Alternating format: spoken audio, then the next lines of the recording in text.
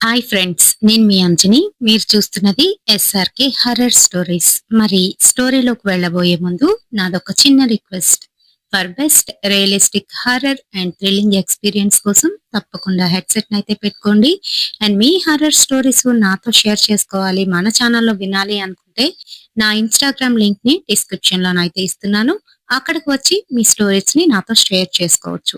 అది voice message రూపంగానైనా లేదంటే message రూపంగానైనా. మరింకెందుకు ఆలస్యం, లేట్ చేయకుండా ఈ రోజు వీడియోలోకి వెళ్ళిపోదామా?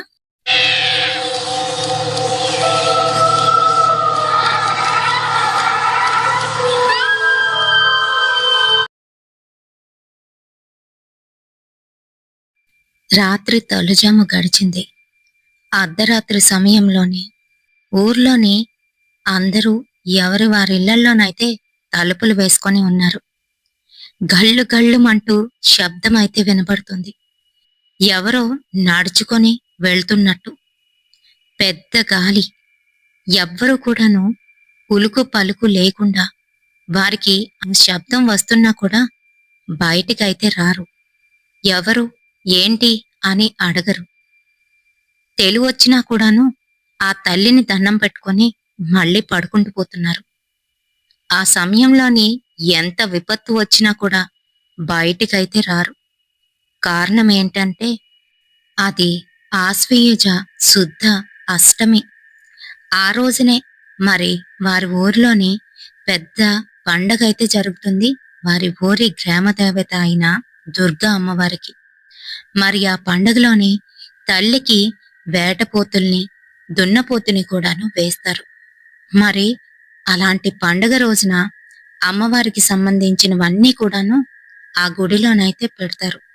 ఓ పక్క బోనం పెడతారు, మరో పక్క అమ్మవారికి ఒక కుండ నిండా కళ్ళనైతే పెడతారు. పసుపు కుంకుమ అమ్మవారు ఆరగించడానికి ఆ తల్లికి చేసిన నైవేద్యాలన్నీ కూడాను ఒకటొక్కటిగాను అక్కడ పేర్చడం అయితే జరుగుతుంది. ఆ నడిరేయిలోని అమ్మవారు తన నిజస్వరూపానికి వచ్చి అక్కడున్నవన్నీ కూడా ఆరగిస్తుందని, ఇంకా తను బయటికి వచ్చి ఒక చేతిలోని వేపమండలు, మరొక చేతిలోని అగ్నితో కూడుకున్న కుండని పట్టుకొని ఊరంతా తిరిగి చలువని చేస్తూ ఊరికి ఎటువంటి అపాయం రాకుండా, ఇంకా ఏవైనా దుష్ట శక్తులుంటే వాటిని తరిమి కొడుతుందని అక్కడి వారందరికీ తెలుసు. అంతేకాదు, ఆ సమయంలోని ఎవరైనా బయటకు వచ్చి పొరపాటున అమ్మని చూసినట్లయితే వారు తిరిగి ఒక వారం అయ్యేసరికి రక్తం కక్కుకొని చనిపోతారు. ఏదో విధంగా వారు అలా చనిపోవడం వల్ల అప్పటినుంచి ఊళ్ళో వాళ్ళందరూ కూడా ఆ సమయంలోని బయటికైతే రారు. మరి ఆ రోజు కూడా అలానే రాత్రి నడిరేయిలోని అమ్మవారు ఊరంతా తిరిగి చలువైతే చేసింది. తెల్లవారేసరికి 4:30 అయ్యేసరికి గ్రామంలో ఉన్న ఆడపడుచులందరూ కూడాను నదీ స్నానం చేసి దీపాలు వదులుకొని అమ్మవారి గుడికైతే బయలుదేరుతారు. అక్కడ అమ్మవారి ముగ్ధ మనోహర స్వరూపాన్ని చూస్తారు. అమ్మవారు ఎంగిలి చేసిన ఆ ప్రసాదాన్ని అందరూ కూడాను కళ్ళకద్దుకొని స్వీకరిస్తారు. అంతేకాదు, ఆ రోజు పండగ అయితే చేసుకుంటారు. మరి ఆ గ్రామం పేరు రామాపురం. రామాపురం గ్రామానికి దుర్గామ్మవారు గ్రామ దేవతగానైతే వెలిసింది. ఆ తల్లి ఊర్లో వాళ్ళందరికీ కూడాను ఓ కంట కనిపెట్టుకుంటూనే ఉంటుంది. ఏవైనా దుష్ట శక్తులు ఊర్లోకి ప్రవేశించాలి అంటే అమ్మవారిని దాటుకునే రావాలి. ఆ ఊరు సుభిక్షంగానైతే ఉంది. మరి అటువంటి రామపురంలోని శంకరయ్య, భవానీ దంపతులిద్దరూ కూడాను వ్యవసాయం అయితే చేసుకుంటున్నారు. వ్యవసాయంలోని బాగా సంపాదిస్తున్నాడు శంకరయ్య. తనకి ఒక చిన్న కొట్టు కూడా ఉంది. వాళ్ళ అమ్మవారిని చాలా నమ్ముతారు. వారికి వచ్చిన దాంట్లోని సగం అమ్మవారికి ఖర్చు పెడతారు. ఊర్లో వాళ్ళకి తల్లో నాలుకలా మారాడు శంకరయ్య. మరి భవానీకి వచ్చేటప్పటికి నిరంతరము ఆ తల్లి ధ్యాసలోనైతే ఉంటుంది. భక్తి శ్రద్ధలతోని తల్లినైతే కొలుస్తుంది. మరి ఇప్పుడు 8వ నెల. 8వ నెల నడుస్తున్న భవాని ఇలా అయితే కోరుకుంటుంది. తల్లి, నాకు అమ్మ నాన్న లేరు. ఆయనకి ఎవ్వరూ లేరు. కనిపెంచిన వాళ్ళు ఎప్పుడో పోయారు. మాకు ఒకరికి ఒకరం మేమిద్దరమే. నీ దయ వల్ల మాకు ఈ ఊరు వారందరూ కూడా చుట్టాలైపోయారు. నాకు సజావుగా కాన్పు అయ్యేటట్టు చూడు తల్లి అని దండం పెట్టుకుంటుంది. మరి మీకు అనిపించవచ్చు, 8వ నెల వచ్చింది, ఇలా గుడిలోకి వచ్చి దండం పెట్టుకోవచ్చా అని. గుడి బయటన ఉన్న ఉత్సవ విగ్రహానికి తను మొక్కుకుంటుంది.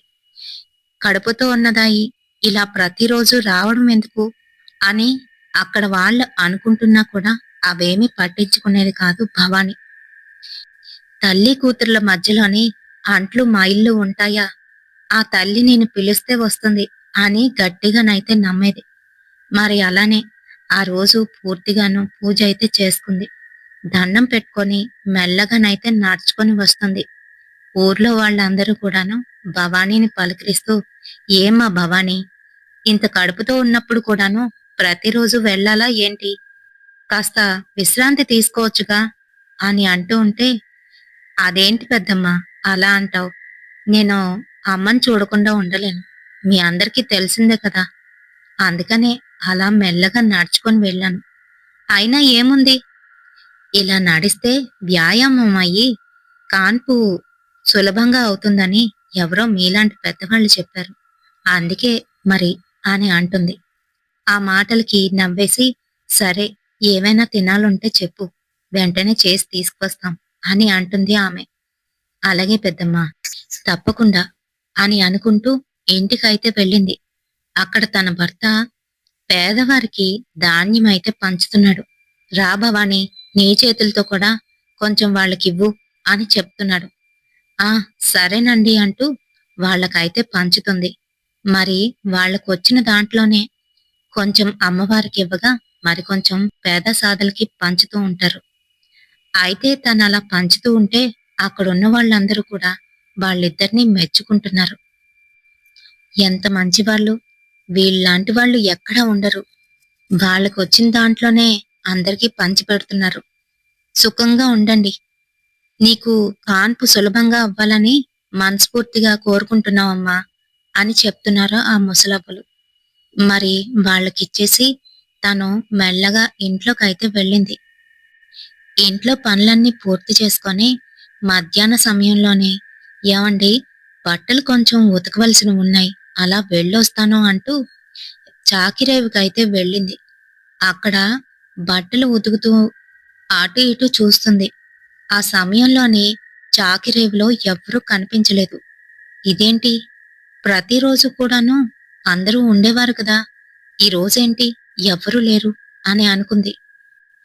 ఈలోగా చెట్టు మీద నుంచి ఏదో జారి కింద పడినట్టుగానైతే అయ్యింది. ఒక్కసారిగా వెనక్కి తిరిగి చూసింది. చల్లటి గాలి తన మొహాన్నొచ్చి తాకింది. అప్పుడే ఎందుకోనో కొంచెంగా భయపడింది భవాని. కాని అదేం పట్టించుకోకుండా తన బట్టలన్నీ ఉతుక్కొని గట్టిగా పిండి, ఆ పిండిన బట్టల్ని మళ్ళీ తన కుండలో పెట్టుకొని వెనక్కైతే వస్తుంది. తనలా నడుచుకొని వస్తూ ఉంటే తన వెనకాతలే ఎవరో వస్తున్నట్టుగానైతే అనిపించింది. కానీ అదేమీ పట్టించుకోకుండా ఇంటికైతే వచ్చేస్తుంది. ఈలోగా ఎవరో నవ్వుతున్నారు. ఎవరది అంటూ వెనక్కైతే తిరిగింది. చేయకూడని పని. వెనక్కి తిరిగేసరికి అక్కడ ఎవ్వరూ కనిపించలేదు. అంతే, తనకెందుకనో భయం వేసింది. గబగబా ఇంటికైతే వచ్చేసింది. ఇంక భయపడి పరిగెత్తుకుంటూ ఇంటికైతే వచ్చేసింది. తను వచ్చింది గాని భయపడుతూనే ఉంది. పనులన్నీ ముగించుకొని రాత్రి పడుకునే సమయానికి తనని ఎవరో పేరు పెట్టి పిలుస్తున్నారు. భవానీ, భవానీ, భవానీ లే అంటూ. తనకి భయం వేసి ఉలిక్కిపడి లేచి చూసింది. అక్కడ ఎవ్వరూ లేరు. అంతా చీకటిగానైతే కనిపిస్తుంది. ఇంకా అటు ఇటు చూసి భయపడుతూ మళ్ళీ పడుకుంది. అయితే ఈసారి తన మీద ఎవరో వచ్చి వాలినట్టుగానైతే అనిపించింది. చాకిరేవు దగ్గర ఇంకా బట్టలు ఉతుకుతూనే ఉంది. తను అలా ఉతుకుతూ, ఇదేంటి, నేనిక్కడున్నాను, పడుకోవాలి కదా అని అనుకుంటుంది. అయితే మరి ఈలోగానే తనకి ఎవరిదో మాట అయితే వినబడుతుంది. ఎవరది అంటూ పక్కకి తిరిగి చూసింది. అక్కడ చాకిరేవులో చింత చెట్టుకి ఒక అమ్మాయి ఉరివేసుకొని కనిపిస్తూ నవ్వుతూ తినకాసి చూస్తోంది. రా భవాని, రా, నాలాగే నువ్వు అయిపోదు గాని అని అంటుంది. అది కడుపుతో కూడా ఉంది. అంతే మరి. భవాని భయంతోని ఉలిక్కిపడి లేచి కూర్చుంది. తన ఇంట్లోనే ఉంది. అంతే మరి. అమ్మవారి ఫోటోని చూస్తూ అమ్మవారికైతే దండం పెట్టుకుంటుంది. తల్లి, ఎందుకిలా అవుతుంది నాకు? నాకెందుకనో భయం వేస్తుంది తల్లి.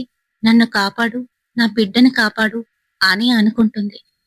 ఇంకా ఆ రాత్రైతే గడిచిపోయింది. రాత్రంతా సరిగ్గా నిద్ర పట్టలేదు. అయినా కూడా తన పనంతా పూర్తి చేసుకుంది. తన భర్త కోసం క్యారేజీ పట్టుకుని పొలానికైతే వెళ్తోంది. ఆ సమయంలోని మధ్యదారిలోని ఎందుకనో తనకి కాళ్ళు నొప్పిగానైతే అనిపిస్తున్నాయి. సరే ఇంకా మెల్లగానైతే నడుస్తుంది. ఈలోగా ఒక చెట్టు దగ్గరికి వచ్చి నించుంది. ఆ నీడలో నించుండేసరికి మళ్ళీ అదే మళ్ళీ అదే గొంతుతోని భవానీ, భవానీ, రా భవానీ, ఇక్కడికి రా అని పిలుస్తుంది. వెనక్కి తిరిగి చూసేసరికి చెట్టు మీద ఆ దెయ్యం. దాన్ని చూసి భయపడి పరిగెత్తలేక అమ్మ రక్షించు అంటూ అక్కడైతే పడిపోయింది. పాపం అలా పడిపోయేసరికి తన గొంతు విని దూరంగా ఉన్న తన భర్త పరిగెత్తుకుంటూ వచ్చాడు. భవానీ, ఏమైంది భవానీ అంటూ లేవనెత్తి నించోబెడుతూ ఉంటే కాళ్ళు బెనికేసి తను నించోలేకపోతుంది. తన్ని ఎత్తుకొని ఇంటికైతే తీసుకువెళ్తున్నాడు. ఏమైంది భవానీ నీకు? అయినా నువ్వెందుకు తెచ్చావు క్యారేజీ? నేనే వద్దును కదా అని అంటున్నాడు. అదేం లేదండి, కాస్త కాస్త కళ్ళు తిరిగాయి అని అబద్ధమైతే చెప్పేసింది. అక్కడే అది ఎగురుతూ వాళ్ళిద్దరి కాసి అయితే చూస్తుంది. కానీ శంకర్కి మటుకు ఆ దెయ్యం కనిపించడం లేదు. మరి ఇలానే ఒక నెల గడిచిపోయింది. తను గుడికి కూడా దూరం అయింది. తన భర్త ఎక్కడికి వెళ్ళొద్దనడం, పైగా తనకి వెళ్ళాలనిపించిన ఆ రోజు ఏదో ఒక ఆటంకం రావడంతోని ఇంట్లోనే ఉండిపోయేది. మరి అలానే తనకి అప్పుడు 9వ నెల. 9వ నెలలోని ఎలా ఉంటుందో అందరికీ తెలుసు. తింటే అరగదు, తినకపోతే ఆకలి అన్నట్టు ఉంటుంది. కొంచెం తిన్నా ఎక్కువగా తిన్నట్టుగానైతే అనిపిస్తుంది. ఇంక మరి భవాని అలానే తన పనులైతే చేసుకుంటుంది. ఈలోగా ఒకరోజు తన భర్తకి ఏదో ముఖ్యమైన పని మీద పొరుగురైతే వెళ్ళవలసి ఉంది. భవాని, నేను నేను వెళ్ళనా అని అడుగుతున్నాడు.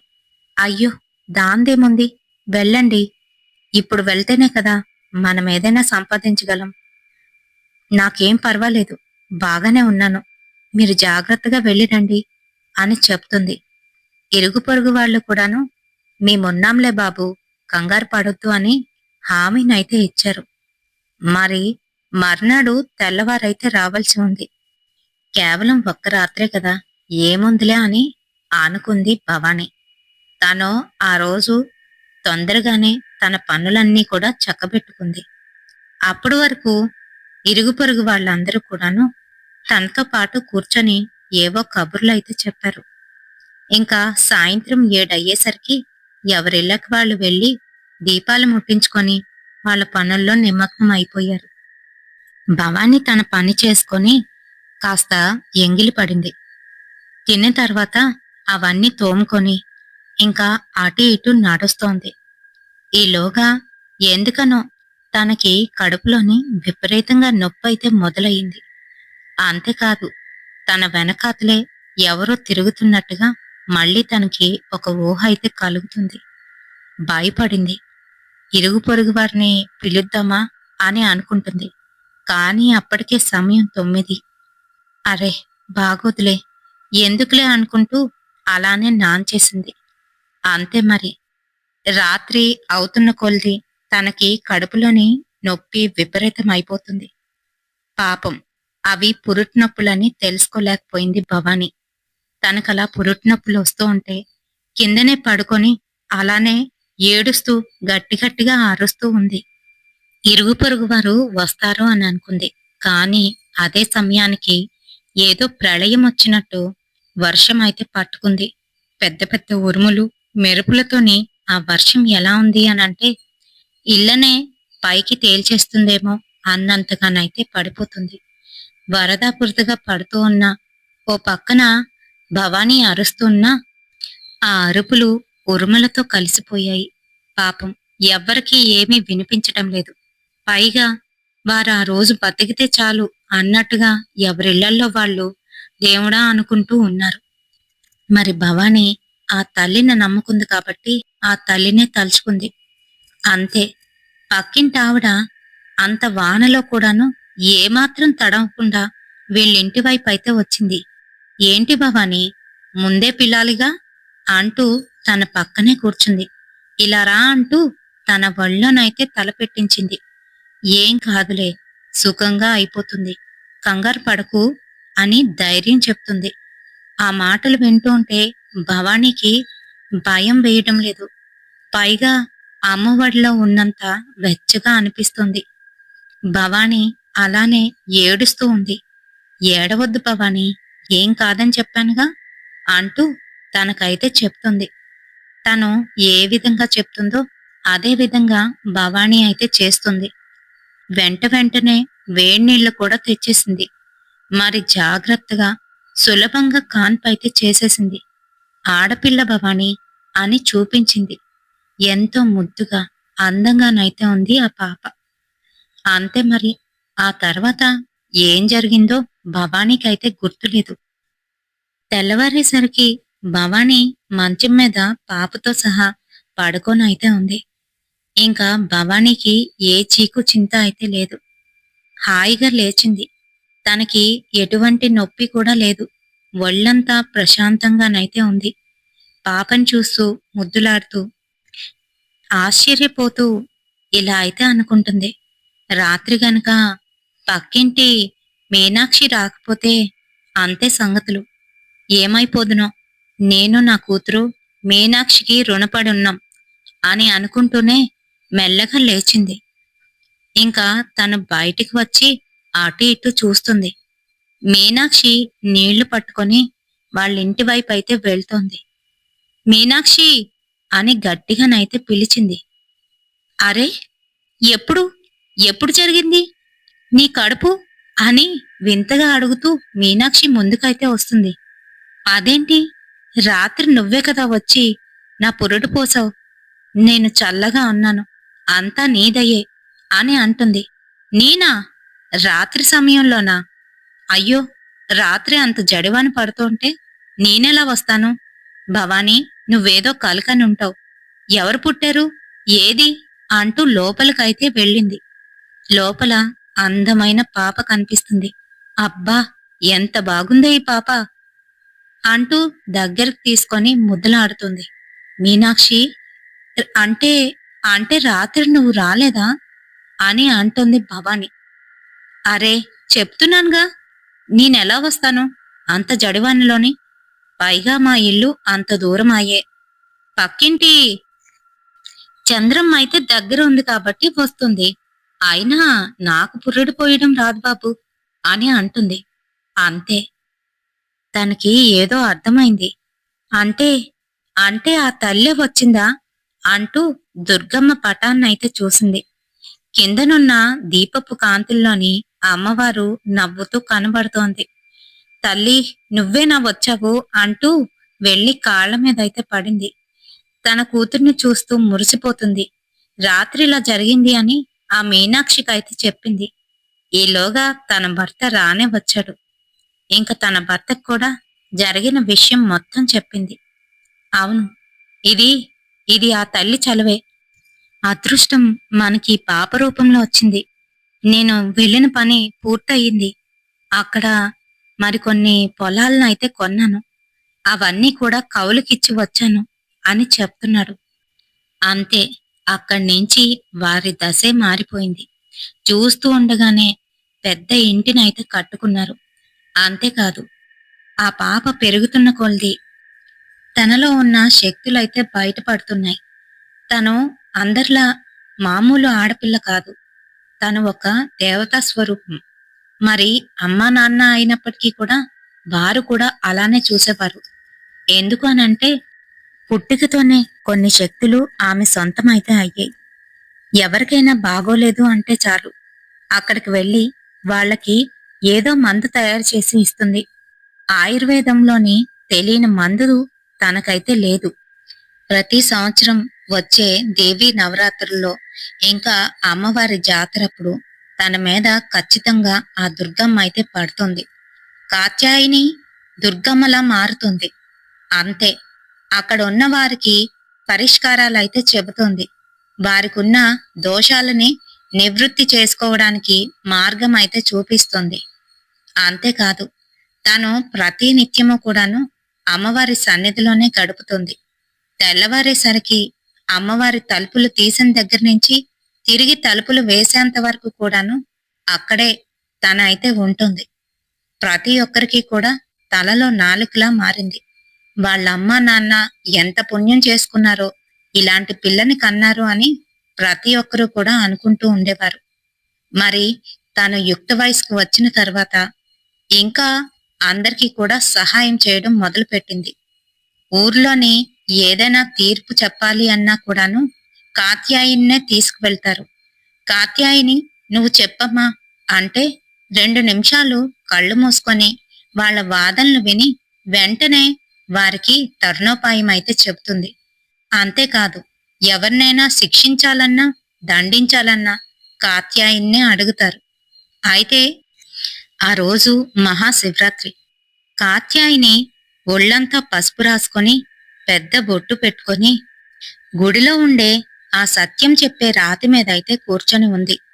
చుట్టూ కూడాను పసుపు నీళ్లు, వేప మండలు పెట్టి తననైతే అమ్మవారికి ఎలా అభిషేకిస్తారో అలానే అభిషేకించి అందరూ ధూపం వేశారు. అంతే, ఈలోగా తనలోకి అమ్మవారైతే చేరింది. ఊగిపోతుంది. ఊరిలోకి మళ్ళీ చెడు శక్తులు రాబోతున్నాయిరా అంటూ మాట్లాడుతోంది. అమ్మవారు అలా మాట్లాడేసరికి, అమ్మా అమ్మా, నువ్వే కాపాడాలి, నువ్వే కాపాడాలి, దానికి పరిష్కారం చెప్పు తల్లి, ఏమైంది తల్లి, ఎవరొస్తున్నారు తల్లి అని అందరూ అడుగుతున్నారు. దానికి అమ్మవారు మళ్ళీ ఇలా అయితే అంటుంది, మీరు చేసుకున్న పాపాలే మిమ్మల్ని తినేస్తాయి అని మాట్లాడుతోంది. దానికి అక్కడ ఉన్న వాళ్ళందరూ కూడా మొహాలు చూసుకుంటున్నారు, భయపడుతున్నారు. ఏం పాపం చేయబోతున్నాం, ఏమవుతుంది అని బెదిరిపోయారు. అమ్మా, నువ్వే అలా అంటే ఎలా తల్లి, ఎవరది, ఎవరో చెప్పు తల్లి అని అంటున్నారు. ఈలోగా ఏం జరిగిందో తెలీదు. అనుకోకుండా అమ్మవారు ఒకేసారి తన ఒంట్లో నుంచైతే బయటికి వెళ్ళిపోయింది. అలా అంతరాయం ఎలా కలిగిందో ఎవ్వరికీ అర్థం కాలేదు. ఉన్నట్టుండి తను కళ్ళు తిరిగి అక్కడే పడిపోయింది. అమ్మ కాత్యాయిని అంటూ అందరూ వెళ్లి పట్టుకున్నారు. ఇంకా తననైతే లేపారు. తన మటుకు నీరసంగానైతే ఉంది. సరే సరే, నాకు బానే ఉంది, మీరందరూ వెళ్ళండి అని చెప్తుంది. ఇంకీలోగా తను అలా లేచి ముందుకు వెళ్లేసరికి పంతులు గారు పక్కకు పిలిచి, తల్లి ఏమైంది, ఏం చూసావు అని అడుగుతున్నారు. ఆ మాటలకి కాత్యాయిని ఇలా చెప్తుంది, అయ్యా అయ్యా, ఊరికి చాలా పెద్ద ప్రమాదమే రాబోతుంది. మన ఊర్లో వాళ్లే మన ఊర్లో వాళ్లే కొంతమంది అమ్మాయిలతోని అంటూ ఆగిపోయింది. అయ్యో అమ్మా, ఏం జరగబోతుంది, అసలేం చేస్తుంది అమ్మా అని అంటూ ఉంటే, ఏం చేయలేం, అది మన చేతుల్లో లేదు, అంతా ఆ తల్లి మీద వదిలేసి భారం వేసి మనం ముందుకు వెళ్ళడమే అంటూ అలానే వెళ్ళిపోయింది. అక్కడ గుడిలోని తను అందరికీ కూడాను వైద్యం అయితే చేస్తుంది. మరి అక్కడికి అందరూ వచ్చి కూర్చున్నారు. అమ్మా, మాకు బాగోలేదు, ఇలా అయ్యింది, అమ్మా మా అమ్మాయి కడుపుతో ఉంది, ఏదైనా ఒక మూలిక, అమ్మా మా అమ్మాయికి ఎవరో పట్టారు, అది చాలా రోజుల నుంచి ఏమీ తినట్లేదు, ఇలా చిక్కి శల్యం అయిపోతుంది, అంటూ వారి వారి గోడునైతే చెప్పుకుంటున్నారు. ఇంకా ఒకరి తర్వాత ఒకరిని అందర్నీ చూస్తుంది. ఈలోగా ఒక అమ్మాయినైతే తీసుకువచ్చింది. ఆ అమ్మాయి చూస్తూ ఉండగానే కోపంగాను కాత్యాయని వైపు అయితే చూస్తుంది. కాత్యాయని ఆ అమ్మాయిని చూసి కూడా పట్టించుకోనట్టు మిగతా పనులు చేసేసి ఆఖరున ఆ అమ్మాయినైతే దగ్గరకు పిలిచింది. కాని తను ముందుకు రానంటుంది. ఇంకా అక్కడున్న వాళ్ళు బలవంతంగా కాత్యాయని వద్దకైతే తీసుకువెళ్లారు. తన నుదుటి మీద చేతిని పెట్టి, "ఏమైంది నీకు? ఎవరు నువ్వు?" అని అడుగుతోంది. ఆ మాటలకి తను ఏమీ చెప్పకుండా గట్టిగా అరవడం అయితే మొదలుపెట్టింది. తన కనుగుడ్లు తెల్లగానైతే మారిపోయాయి. తన నోట్లో నుంచి నురగ వస్తుంది. అయినా కూడా కాత్యాయని వదలలేదు. "చెప్తావా లేదా? ఎందుకిలా హింసిస్తున్నావు ఈ అమ్మాయిని?" అంటూ గట్టిగానైతే పట్టుకుంది. నుదుటిన కుంకుమ అయితే పెట్టింది. అంతే, అక్కడంతా కాలిపోతున్నట్టుగా అయిపోయి మొహం అంతా కూడాను రక్కేసుకుంటూ, "నేనిక్కడుండను, వెళ్ళిపోతాను" అంటూ లేచి వెళ్ళిపోబోతుంది. గట్టిగా పట్టుకుంది కాత్యాయిని. "ఏంటి, నా దగ్గర నుంచే వెళ్ళిపోదామనుకుంటున్నావా?" అంటూ తనని రెండు చేతులు కూడాను ముందుకు చాచి చేతుల్లోపల ఏదో పసరునైతే రాసింది. ఆ తర్వాత కంట్లోని ఏదో మంత్రిస్తూ ఆ కంటికి పసరునైతే పూసింది. అంతే మరి, దెబ్బకి దెయ్యం అయితే దిగి వచ్చింది. ఇంకా అక్కడే పైకి వచ్చి, "నన్ను వదిలేయ్, నన్ను వదిలేసేయ్, నీ శక్తిని తక్కువగా అంచనా వేశాను, వదిలేయ్, వదిలేయ్" అని అంటుంది. "ఉమ్, మరి ఎవరో చెప్పు నువ్వు, అప్పుడే వదులుతా, లేకపోతే ఇలానే పట్టుకొని నిన్నేం చెయ్యాలో అది చేస్తా" అని అంటుంది కాత్యాయిని. ఆ మాటలకి అది బెదిరిపోయి, "నన్ను క్షమించు, నన్ను క్షమించు, నేనేమీ కావాలని రాలేదు. ఇదిగో ఇదే నేనున్న చోటుకు వచ్చింది. నేను నేను పలానా వెంకట్రావు గారి కోడల్ని. వాళ్ళింట్లోని ఉరివేసుకొని చనిపోయాను. వాళ్ళు ఊరు వదిలి వెళ్ళిపోయారు. ఆ ఇల్లు అలానే పాడుపడి ఉండిపోయింది. అందులోకి ఇది స్నానం చేయడానికని వచ్చింది. పైగా ఆ సమయంలోని అది నెలసరిలో కూడా ఉంది. అప్పుడే అప్పుడే నిన్ను దానికి పట్టుకున్నా అని చెప్తోంది. ఈ ఊర్లో వాళ్ళందరికీ తెలుసు, మా అత్త మామ కట్నం కోసం నన్ను రాచి రంపాలు పెట్టారు. అందుకనే నేను భరించలేక అలా ఉరివేసుకొని చనిపోయాను. నాకు జరగాల్సినవేవీ జరగలేదు" అంటూ ఏడుస్తోంది. తన ఏడుపు అతి భయంకరంగానైతే ఉంది. ఇంకా వెంటనే, "సరే, నీకు కావలసినవన్నీ నేను చేయిస్తాను. నువ్వు వదిలి వెళ్ళిపోతావా?" అని అంటుంది. "ఆ, వెళ్ళిపోతాను, వెళ్ళిపోతాను" అని తనతోనైతే చెప్పింది. అంతే మరి, తనకి నచ్చిన రంగు చీర, గాజులు, ఇంకా చేయవలసిన కార్యక్రమాలన్నీ కూడాను అక్కడే ఆ అమ్మాయికైతే చేశారు. అందరూ కూడాను సీమంతానికి వేసినట్టు గాజులైతే వేశారు. అందంగా అలంకరించారు. అద్దం తెప్పించుకొని తన మొహాన్ని తానే చూస్తూ అలా మురిసిపోయింది. అంతే, కొంతసేపటికి సొమ్మసిల్లి పడిపోయింది సుమతి. అది చూసిన కాత్యాయిని, "ఇంకేం కాదమ్మా, అంతా అయిపోయింది. సుమతికి ఇప్పుడు బాగుంటుందిలే" అని చెప్పి తనకి నుదుటినైతే బొట్టు పెట్టింది. అది చూసిన వారందరూ కూడాను నివ్వెరపోయారు. కాత్యాయిని యొక్క గొప్పతనాన్ని 1000 నోట్ల పొగుడుకున్నారు. అయితే మరి కాత్యాయిని మిగతా వారందరికీ కూడాను మందులు ఇస్తుంది గాని తన మనసుకి ఏదో కీడైతే శంకిస్తోంది. ఏంటిలా అని అనుకుంటుంది. "తల్లి, నువ్వే ఉన్నావు" అని మనసులోనైతే మళ్ళీ ధ్యానించుకుంటుంది అమ్మవారిని. ఇక ఎక్కడో ఏదో తప్పు జరుగుతుందని కాత్యాయిని మనసుకైతే తెలుస్తోంది గాని తను ఏమీ చేయలేని పరిస్థితి. అక్కడున్న వారికి మందులు ఇస్తూ తను ఆలోచిస్తోంది.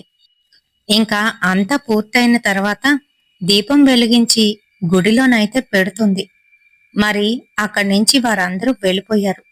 కాత్యాయిని ప్రతిరోజు కూడాను ఊరి చివరన వాళ్ళ పొలం వైపు వెళ్లి కొన్ని ఆయుర్వేద మూలికలు ఇంకా ఔషధాలకి సంబంధించిన కొన్ని చెట్లను తెచ్చుకుంటుంది. మరి అందుకనే అలా ఒంటరిగానైతే వెళ్తుంది. తనలా ఒంటరిగా వెళ్తూ ఉంటే ఎవరో తనని వెనకాతల నుంచి గమనిస్తున్నారు, తన వెనకే వస్తున్నారు అన్న భావన అయితే కలిగింది. మరి ఒక్కసారిగా వెనక్కి తిరిగి చూసింది. కాని అక్కడ ఎవ్వరూ లేరు.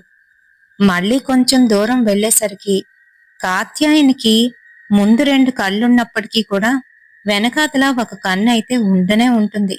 ఎందుకనంటే సాక్షాత్తు అమ్మవారి స్వరూపం. ఇంక కొంచెం దూరం వెళ్ళగానే అక్కడే ఆగి నించుంది. ఏరా అంటూ గట్టిగానైతే అరిచింది. అంతే, ఎక్కడ్నించో వచ్చిన వాళ్ళిద్దరూ అక్కడే ఆగి నక్కుకుంటూ వెనక్కైతే పోయారు. మరి వాళ్ళిద్దరూ ఎవరో కాత్యాయనికైతే తెలుసు. అయినా కూడా వారిని పట్టించుకోలేదు. తనైతే తన పని చేసుకుపోతుంది. తన ఆ పని చేస్తూ ఉండగా ఆకాశంలో నుంచి ఏదో ఒక పెద్ద మెరుపైతే మెరిసింది. అందులో నుంచి అమ్మవారు చెప్తున్నట్టుగానే కాత్యాయనికి కొన్ని మాటలైతే వినపడుతున్నాయి. కాత్యాయని, ఈ ఊరిని కాపాడాలి అనంటే నువ్వు త్యాగం చెయ్యక తప్పదు అంటూ. అంతే మరి. కాత్యాయిని అది పూర్తిగాను అర్థం చేసుకుంది. ఇంటికి వెళ్ళి వాళ్ళమ్మతోనైతే మాట్లాడుతుంది. అమ్మా, నువ్వు నువ్వు కోప్పడినంటే నీకొక విషయం చెప్తాను అని అంది. నేనెందుకు తల్లి నీ మీద కోప్పడతాను? నువ్వే అందరికీ అమ్మవి. చెప్పు చెప్పు అని అంటుంది. అది అది నాన్నకు కూడా నువ్వే చెప్పాలి. అదేంటంటే ఊరిని కాపాడే బాధ్యత మన మీద ఉంది కదా అని అంటుంది. "హుం, మన మీద కాదు, నీ మీద నువ్వే వేసుకున్నావు. ఊరిని అమ్మోరు తల్లి తర్వాత నువ్వే కాపాడుతున్నావని అందరూ చెప్పుకుంటున్నారు. అలా చెప్పుకోవడం సంతోషమే గాని మాకు మటుకు భయం వేస్తుంది తల్లి. నీ నీ భవిష్యత్తు ఎలా ఉంటుందో అని కాస్త భయం" అని అంటుంది వాళ్ళమ్మ. అబ్బా, అది కాదమ్మా, నేను చెప్పేది జాగ్రత్తగా విను. ఈరోజు స్వయంగా అమ్మవారే వచ్చి నాతోనైతే చెప్పారు. రేపటి నుంచి మనకి దుర్గా నవరాత్రులు కదా. ఈ నవరాత్రుల్లోని 9 రోజులు కూడాను నన్ను ఒక పని చేయమని అమ్మ అయితే ఆజ్ఞాపించింది. ఆ పని నేనే చెయ్యాలి. నేనే చేయగలను కూడాను. అది చేస్తే ఊరంతా బాగుపడుతుంది. ఊర్లోని దుష్ట శక్తుల ప్రభావం ఎక్కువయింది. అది మరి ఎవరి వల్ల కాదు, మనం చేసుకున్న దాని వల్లనే, మన ఊరు వాళ్ళ వల్లనే అని అంటుంది. అబ్బా, నువ్వు చెప్తున్నది ఏ మాత్రం అర్థం కావట్లేదు. సరే, ఊరిని మనం ఎలా బాగు చేయగలం?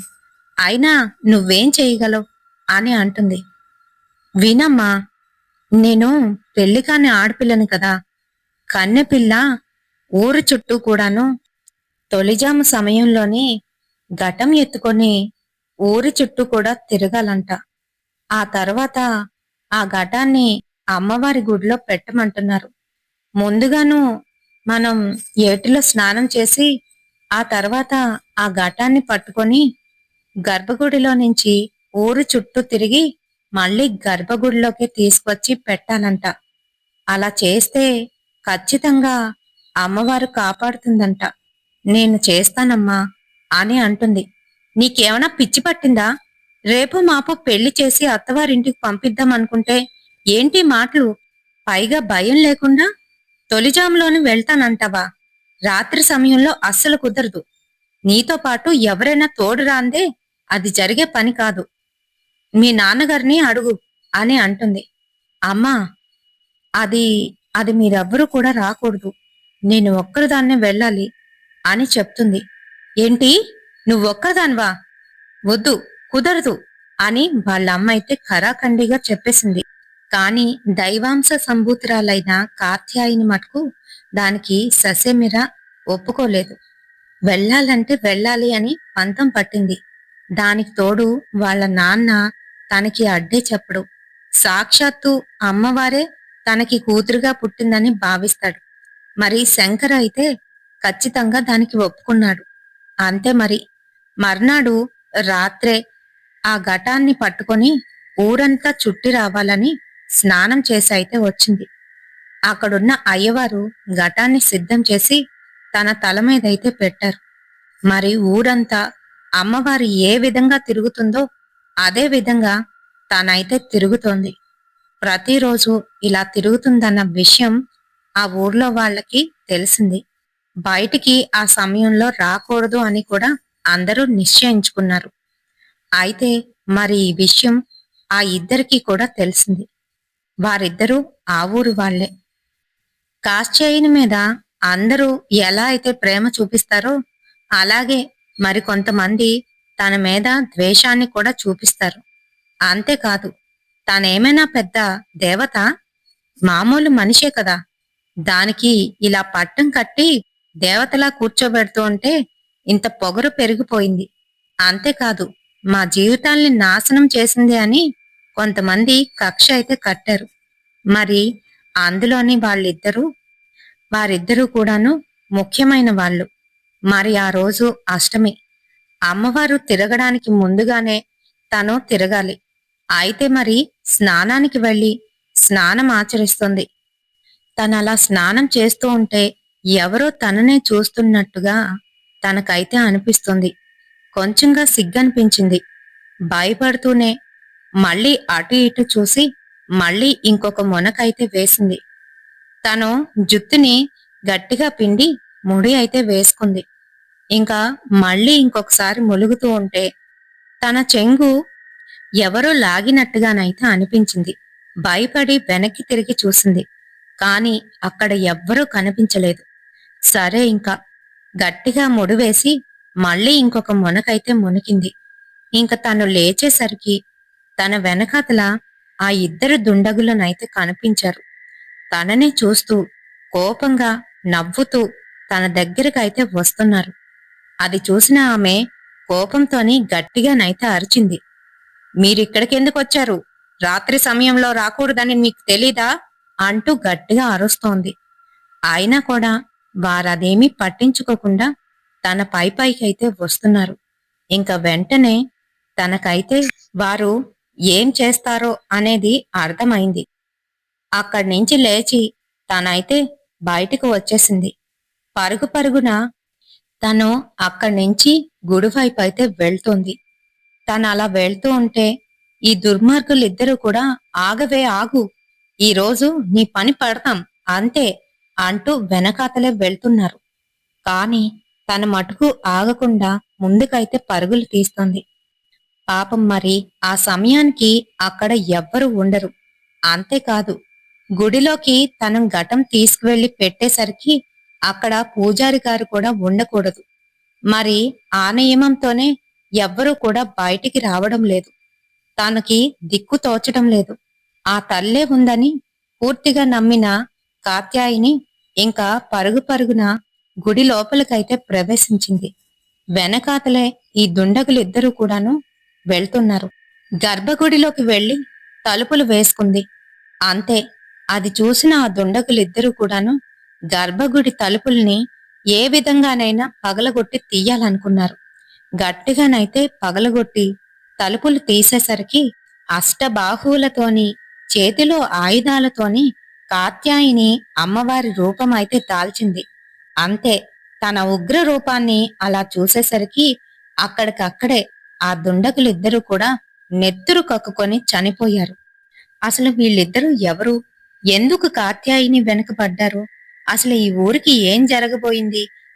ఎందుకు కాత్యాయిని ఇలా చేసింది అనే దాని గురించి తెలుసుకోవాలి అనంటే 6 నెలల క్రితానికైతే వెళ్ళాలి. 6 నెలల క్రితం వారి ఊర్లోని ఏ సమస్య వచ్చినా కూడాను పంచాయతీలోనే తీర్పు ఇస్తారు. మరి ఆ తీర్పులోని కాత్యాయన్ని ఖచ్చితంగానైతే పిలుస్తారు. అది ఎవరు తేల్చలేని సమయంలోని. మరి అలానే ఆ రోజు వీరయ్య తప్పు చేశాడని ఊర్లో వాళ్ళందరూ కూడాను వీరయ్యనైతే అక్కడ కూర్చోబెట్టారు. వీరయ్య ఒక్కడే నేను తప్పు చేయలేదు, నేను ఎవరిని ఏమీ చేయలేదు అని మాట్లాడుతున్నాడు. ఇంక మరి కాత్యాయిని అయితే పిలిపించారు. కాత్యాయిని, చూడమ్మా, ఈ వీరయ్య మన ఊరి అమ్మాయిల్ని ప్రేమించానని చెప్పి మోసం చేసి వారిని దూరంగా తీసుకువెళ్లి చంపేస్తున్నాడు. పైగా వారి శవాలు ఎవరికీ కనిపించకుండా ఏదో రకంగా మాయం చేస్తున్నాడు. ఆ సంగతి మాకు మొన్ననే తెలిసింది.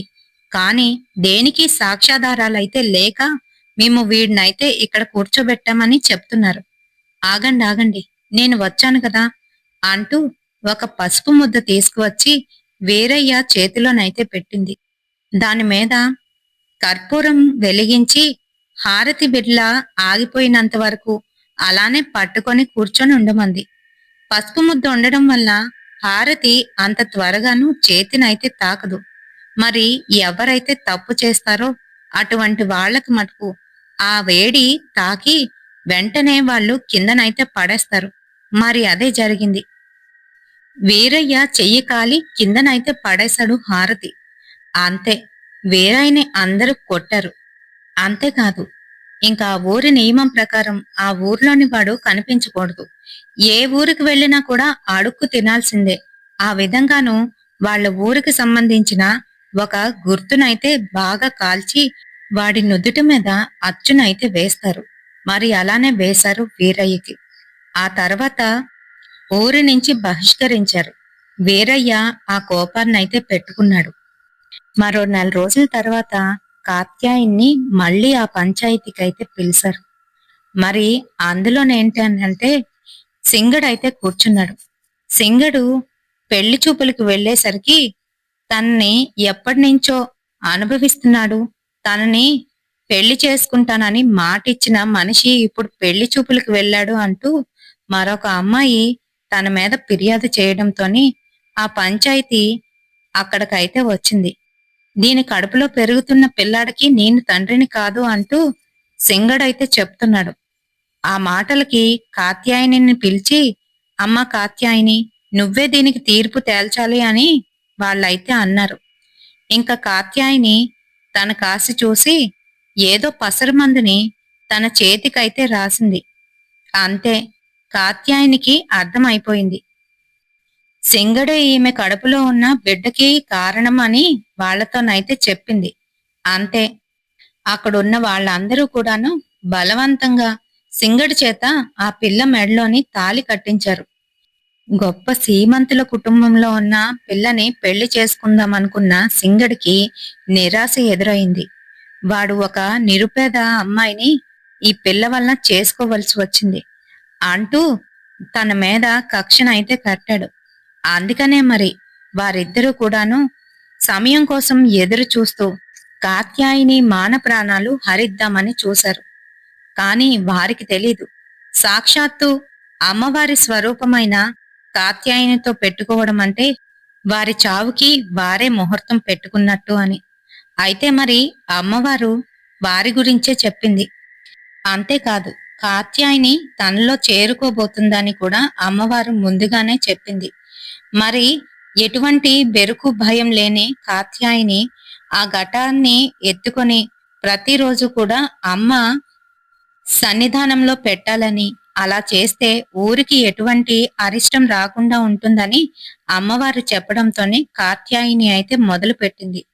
అయితే ఆ రోజు మరి అష్టమి, అమ్మవారు వచ్చే వేళ అయింది. సరిగ్గా అదే సమయానికి అమ్మవారిలో ఐక్యమైపోయింది కాత్యాయని. అదే సమయానికి ఆలయంలోని గంటలు గణగణ మోగసాగాయి. ఆ శబ్దాలకి అందరూ కూడా లేచారు. ఏదో జరుగుతుంది అని అర్థం చేసుకొని ఆలయంలోకి వెళ్లి చూసేసరికి అమ్మవారి స్వరూపంలోని కాత్యాయని పూర్తిగాను రాతిలా మారిపోయి కనిపించింది. ఆమె అష్టబాహువుల్ని చూస్తూ, ఆమె చేతిలో ఉన్న అస్త్రశస్త్రాలని చూస్తూ అమ్మా తల్లి అంటూ అందరూ కాళ్ల మీద పడ్డారు. మరి ఈ స్టోరీ ఎలా అనిపించింది అనేది కామెంట్ సెక్షన్ లో కామెంట్ చేయండి. నార్మల్ గా దెయ్యాలు అలాంటివి అయితే బాగా చూస్తారు కానీ దేవుడి గురించి అంటే మన వాళ్ళు పెద్దగా ఇంట్రెస్ట్ చూపించరేమో. అయితే లాస్ట్ వీడియోకి బాలాజీ గారు జటాధర మూవీ గురించి చెప్పండి అని అడిగారు. మూవీ యాజ్ ఇట్ ఈస్ గా ఎలా ఉంది అనేది డైరెక్ట్ గా చెప్పేయాలా, లేకపోతే నేను ఇంకేమైనా మిక్స్ చేసి కొంచెం మసాలాలు వేసి చెప్తే బాగుంటుందా అనేది కామెంట్ చెయ్యండి. ఖచ్చితంగా నెక్స్ట్ వీడియోలో చెప్పడానికి అయితే ప్రయత్నిస్తాను. ఇప్పుడైతే మన సబ్స్క్రైబర్స్ ఎవరెవరు లాస్ట్ వీడియోకి కామెంట్ చేశారో అనేది చూసేద్దామా మరి. వీరమణి సిస్టర్, బాలాజీ గారు విజయనగరం నుంచి, హేమకాంతి సిస్టర్, రూబీ సిస్టర్, ఇంకా విజయకృష్ణ రాణి సిస్టర్, సంధ్య సిస్టర్, వసుధ సిస్టర్, హేమకాంతి సిస్టర్, బాసిన విజయ సిస్టర్, బాలి లక్ష్మి సిస్టర్, ఇంకా అములు సిస్టర్ కర్ణాటక బెంగుళూరు నుంచి, మురళీకృష్ణ గారు, యు స్వామి గారు, లక్ష్మి సిస్టర్, ఎన్ లక్ష్మి సిస్టర్, విజయ సిస్టర్, ధనరాజ్ బ్రదర్ గౌతమ్ గారు, ఇంద్రాస్ కిచెన్ నుంచి ఇందిరా గారు, గ్రీన్ హ్యాండ్స్ నుంచి స్వాతి సిస్టర్, వరుణ్ గారు, రాజేశ్వరి గారు, మౌనిక, శ్రీరామ్ గారు, నాగేంద్ర ప్రసాద్ గారు, చిట్టి గారు, మల్లిక గారు, ధీరజ్ గారు, తులసి గారు, పి రవిశంకర్ గారు, స్వర్ణ నుంచి, దీపా సిస్టర్, ఇమాం సిస్టర్, షేక్ గారు, జబీబుల్లా గారు, చిన్ను అనే అకౌంట్ నుంచి, శివు అనే అకౌంట్ నుంచి, Satya sister, Sumathi sister, Dhanalakshmi sister. So ఇంకా ఎవరినైనా మిస్ చేసినట్లు అనిపిస్తే ఖచ్చితంగా నాకు కామెంట్ సెక్షన్ లోనైతే తెలియజేయండి.